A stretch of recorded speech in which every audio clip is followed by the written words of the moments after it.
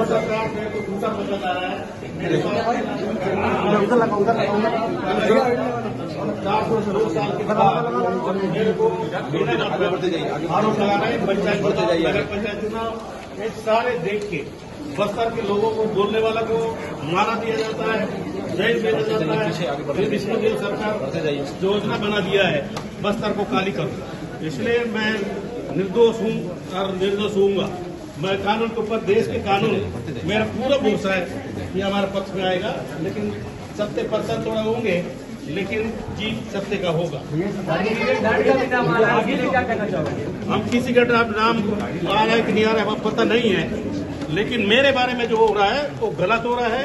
निर्दोष आदमी को बचा जा रहा है। मेरे घर में फूटी कोड़ी नहीं पकड़ा है, इसलिए मैं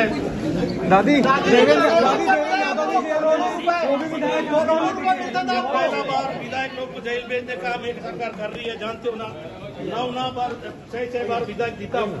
करोड़ों रुपए मिला आपको, बोलते हर महीने करोड़ों रुपए मिलता था आपको। एक फूटी कोड़ी नहीं मिला, फूटी कोड़ी एक झूठ बोलने का आदत है। आपके नाम से घपला किए हैं? कहाँ साइन करवाए? कौन साइन करवाता था आपसे? साइन कौन कराता था? दादी साइन कौन कराता था आपसे? साइन रेगुलर फाइल में करते थे। 41 झूठा फंसा रहे हैं, झूठा निर्दोष राजनीतिक भावना से एक गरीब आदिवासी को, बस्तर का आवाज को बंद करने का कोशिश कर रहा है। बंद नहीं होगा जब तक जिंदा रहेगा। बस्तर के गरीब आदमी का लड़ाई लड़ेंगे। 700 गांव खाली हो गए। बस्तर लोग पलायन कर रहे हैं। आंध्र प्रदेश में, तेलंगाना में जाके देखो, सरकार जाके देखे, इनके सरकार देखे, वहाँ के लोग क्यों पलायन कर रहे हैं? आपको लड़ाई हम नहीं लड़ेंगे। वहाँ के लोग मरेंगे, नहीं लड़ेंगे। निर्दोष आदमी को गोली मारेंगे, उसका लड़ाई नहीं लड़ेंगे। ये कौन सा